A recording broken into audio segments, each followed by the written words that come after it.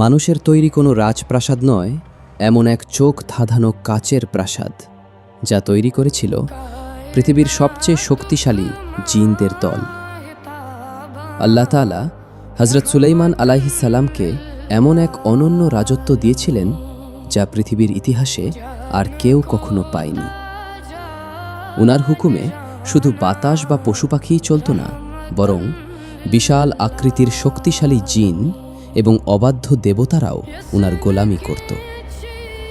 রানী বিলকিস যখন সুলাইমান আলাইহিস সালামের রাজপ্রাসাদে প্রবেশ করতে যাচ্ছিলেন, তখন জিনদের তৈরি এক অলৌকিক কাণ্ড দেখে তিনি স্তব্ধ হয়ে যান।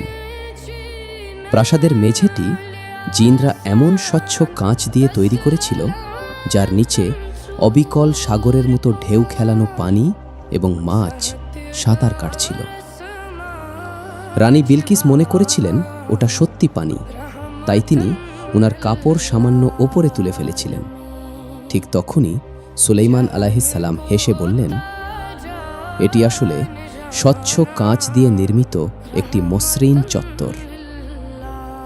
কোরআনের সূরা আন-নামলের ৪৪ নম্বর আয়াতে জিনদের তৈরি এই অবিশ্বাস্য ও নিখুঁত স্থাপত্য শিল্পের বিবরণ দেওয়া হয়েছে। আজকের আধুনিক যুগের প্রযুক্তিও জিনদের তৈরি সেই অলৌকিক কাঁচের প্রাসাদের নিখুঁত সৌন্দর্যের কাছে কিছুই না।